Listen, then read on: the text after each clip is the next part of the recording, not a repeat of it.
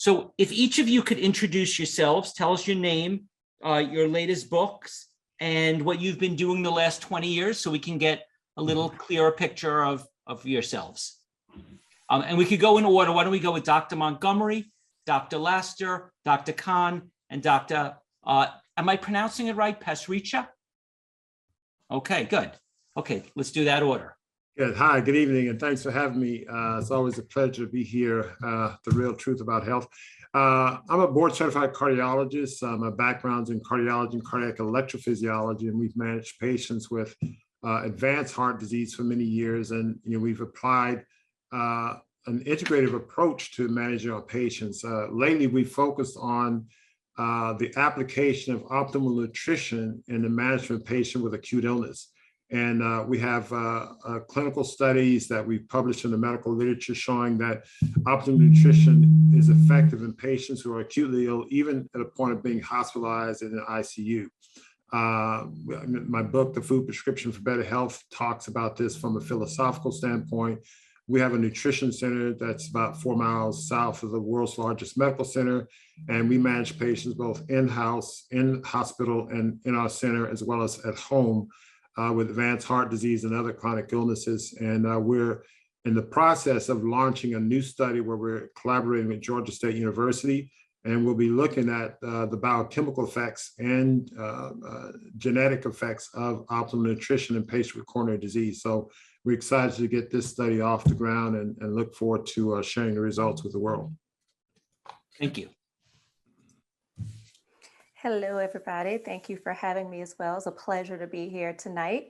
Let's see, gastroenterologist here in Washington, D.C. And really my passion has been in nutrition and sort of gastroenterological health and trying to get patients to help with obesity and sort of initially being in general practice and seeing sort of the same thing over and over again and not having any time to help those patients sort of to deal with those disease processes. It's very common symptoms. And that's sort of where my practice came from, gut theory, total digestive care. And being here to be able to help patients actually understand nutrition, understand symptoms, understand sort of actual how to lose weight and sort of keep it off. And so that's me here in DC. Thank you. I'm Joel Kahn. I'm a medical doctor, triple board certified. I'm a professor at Wayne State University in Detroit, Michigan. I had the distinction at age 18 for realizing that the food in the University of Michigan dormitory was horrible, and I became a completely whole food plant-based human at age 18. And 45 years later, I've not fallen over in malnutrition or chronic diseases. It's worked out very well. So as I developed an expertise in interventional cardiology, heart attack treatment and stents, I was teaching my patients about Dr. Ornish from 1990 on, and ultimately Mr. Pritikin, Dr. Esselstyn, and the whole wonderful leadership that we have in the medical research arm of nutrition and cardiology. And similar to Dr. Montgomery, just so completely astounded by the results that could be achieved. About 6.5 years ago, I completely focused and concentrated on my clinic, Kahn Center for Cardiac Longevity, to bring lifestyle cardiology and nutrition cardiology and sleep cardiology and stress management, and have a wonderful group of patients all over the world. And we just have a tremendous time trying to come up with the root causes of why people are suffering and correct them as much as we can and get them back to natural health. Thank you. I am on a treadmill desk in case anybody's wondering. All right, I'll introduce myself. My name is Dr. Sarina Pasricha, and I'm a board certified gastroenterologist practicing in a private practice group in Delaware, which is my hometown. And my interest in nutrition kind of started early. I studied nutrition when I was in college, but really I would say it took on a whole new level when I became a mom. I have 3 girls, 3 daughters, and after I was pregnant with my first, I started to try and do some research and figure out what type of foods should I be feeding my daughter to try and set her up for success and a good, healthy foundation. And that's really where my journey began to really understand how important is gut health, the gut microbiome, how important what we eat is for our kids, for us, for pregnancy. And as a gastroenterologist, I see lots of patients, suffering with GI issues. And I started to see that they were grasping for anything to fix their diseases. And once I started to delve into the research about whole food, plant-based diet and lifestyle management, I realized that's really the key way to fix a lot of the GI issues that I see in my practice. So that was kind of my journey. Thank you for having me here today. Thank you as well. Okay, so I'm going to ask two questions, one for the cardiologist and one for the gastroenterologist, and you could each answer what you could, and everyone can answer whatever they want to answer. So the question for the cardiologists, and this is the biggest question we could ask possibly about health in the entire 17-day conference. It's the number one home run question that's more interesting than any other question we could possibly ask, and that is, what percent of heart disease and stroke deaths could be reduced by an ideal diet and lifestyle? So let's call it heart disease, stroke. Yeah, heart disease and stroke. What percent of the deaths from those two could be eliminated if we had an ideal diet and lifestyle? So that's the cardiologist question. And then the gastroenterologist question, and I want to point out that the real truth about health has been focusing on obesity, diabetes, heart disease, cancer. For some reason, we never really focused on gastroenterology until I guess we started realizing that this was a huge issue that everyone was talking about and dealing with. And we said, we really need to address this. So we're very grateful to have you. So we kind of need a basic on, we're not sure, a lot of us, the difference between constipation, GERD, gas, Crohn's, IBS, leaky gut, SIBO, diverticulitis, dysbiosis, colitis, bloating. So maybe you could start by just explaining what these things are, and then also answer the same question: how many of these can be solved by ideal diet and lifestyle? So those are the two questions. I'll start with the cardiology question. It depends on where you start, but let's say if I take your question, if we were on an ideal diet, if the ideal diet was universally ideal, from birth, childhood, pregnant women, et cetera, if it was ideal universally, then I think practically speaking, these cardiovascular diseases can be totally eliminated. So I would say something on the order of 100%. So if you're in an ideal diet, now that's an asymptotic line, of course.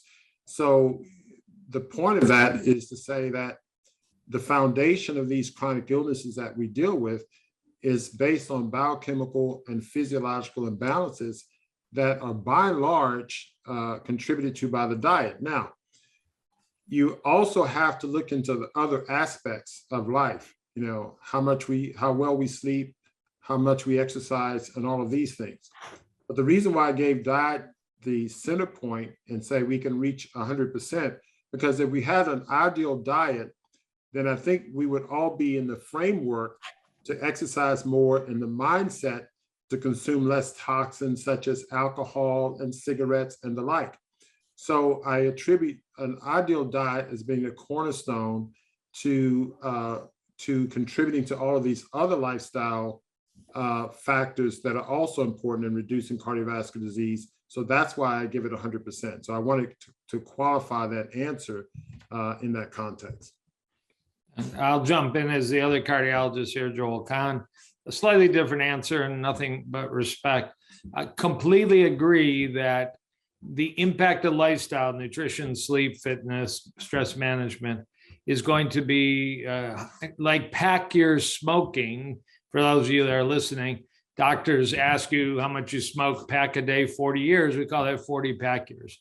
I would say, do you have 10 lifestyle years where you've really focused, 20 lifestyle years, 30 lifestyle years? The earlier, the better, and the more impactful for preventing the disease And if done right, the more impactful for halting and potentially reversing a disease. I'm not as optimistic, though, that it's 100%. There was a research paper in January of 22 where they did a panel of 162 genetic tests in heart patients. And the paper said that they concluded, now let me say, I do 4 genetic tests in my patients and they're expensive. Even lipoprotein A, this cholesterol, is sort of a genetic test. That's not expensive. But if I want to draw something called apolipoprotein E, hugely important gene, it's expensive. I do 4. They did 162.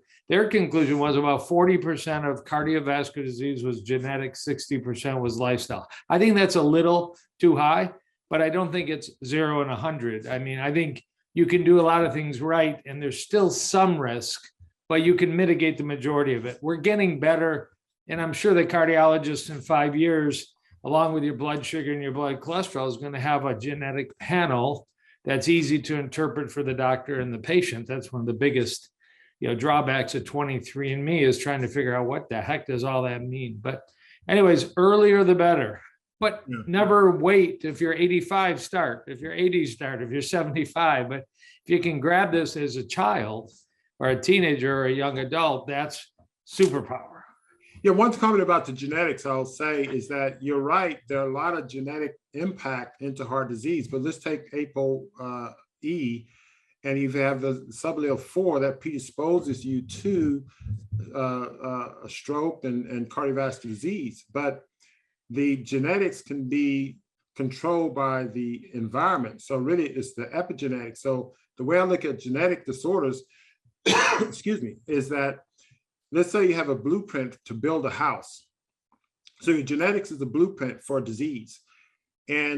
But if I have a blueprint, an architectural rendering of a house, I don't have a house. I have to hire contractors, subcontractors, and express that blueprint into a real house.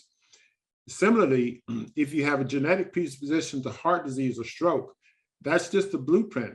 But the epigenetics, the poor lifestyle, that's your contract and subcontract that expresses that genetic defect of heart disease into heart disease if you have the abnormal lifestyle. So if you don't have the abnormal lifestyle, you can still have the abnormal gene, but not manifest the disease states for which the gene is the blueprint for, if you cut off the disease at the epigenetics. And that's where lifestyle plays a big important role. Agree. Yeah. All right. Thank you. I'll say from the GI perspective there, I'll say that every single thing that you mentioned, the first thing I talk to my patients about is diet and lifestyle. Almost all of those disease processes have to do with sort of some changes in sort of how much you're eating and what you're eating to control those symptoms, from the constipation. Everybody in this country is, very focused on, having protein. Protein is never our problem. Fiber certainly is. And so that's why so many of our patients have constipation, and that goes hand in hand with bloating, abdominal discomfort, nausea, feeling full very quickly, or early satiety. And also patients overeating, which we also see with elevated, patients coming in with so many symptoms of heartburn and that sort of thing. So yes, I think there are outliers. We do all of these fancy tests to look at how much acid a patient has, to do sort of pH impedance testing and Bravo test, and all of these tests to see if somebody has abnormal secretion of acid. But also the biggest thing is sort of how much people are eating, how much are we consuming. Does somebody have a hiatal hernia? Yes, but not everybody with a hiatal hernia will come in and sort of complain of sort of this terrible, significant acid reflux. And so I think for a large portion of most of our GI patients, diet and lifestyle are going to be huge. Most people don't want to hear it necessarily. They want us to give them a medication. They want our endoscopy to magically fix those things. And so we have to tell them, yes, we can do it to make sure nothing else is happening. However, the likelihood of my endoscopy is going to fix your heartburn or your nausea is unlikely. There's one thing you mentioned, inflammatory bowel disease. There have been studies that have shown that as countries sort of switch their diet to more westernized diets, they see a rise in sort of the number of patients that have inflammatory bowel disease. And so we also see that being associated sort of greatly with diet and sort of more processed foods, more fatty foods, more fast foods. And that's what we see as sort of being less fiber, less water, sort of in those patients having a change in their microbiome, which I'm sure Dr. Pasricha will talk to us a little bit more about. And we see those patients having less diversity in microbiome and therefore more GI disease. So I think diet is huge in most GI symptoms. We don't have typically a lot of time and a lot of GI practices to sort of delve into that with a lot of patients, which is why I started my practice. But I think it's huge in most of our patients. Yeah, so and I kind of echo and agree with what everybody is saying here. If you think about it, the average American eats about 2,000 pounds of food in a year. And the average American diet consumes about 60% processed food, 25% animal products, very little fiber, fruits, vegetable, whole grains. So what we eat is most definitely going to affect our GI tract, our gut microbiome, and really every GI illness that I can think of is in some way, shape, or form linked to what we eat, our diet, and our lifestyle. Now, yes, is there a genetic component to certain things? Yes, we know there is a genetic component of inflammatory bowel disease. There are genetic risk factors with families who have colon cancer. But a lot of and same with celiac disease. So there is a genetic link for certain GI illnesses, but a lot of them, it's diet and lifestyle. You talk about reflux, irritable bowel syndrome, just having bloating, gas, constipation, diarrhea. Actually, I spent a year in the middle of medical school doing something called a Howard Hughes Medical Institute Fellowship. It's an NIH grant, and I worked in a basic science lab because I was trying to find the genetic component, and if there was a genetic component to fatty liver disease. That was my area of interest, because for those of you who don't know, just like we get fat anywhere in our body, we also can get fat in our liver. And with time, it can result in scarring, inflammation, and cirrhosis, meaning the liver has failed. And in the United States, this is quickly growing, and it's becoming one of the fastest reasons that people in the United States need a liver transplant. And this is essentially a purely lifestyle issue. There is fat in the liver causing liver failure. We now know that. When I was doing my research, I was trying to see if there was any genetic component, because we do see a lot of families come in and they have fatty liver, but I couldn't find any genetic component. And there really, even to this date, we've not found any gene that's linked to fatty liver. And that's really because probably like a lot of these other GI illnesses, it's a result of the food that we eat, what we are putting in our body, how it's affecting our gut microbiome. And so, all of these issues are definitely related to diet and lifestyle. So I emphasize and talk with my patients and counsel them on the right things to eat and kind of the right lifestyle for a lot of these GI.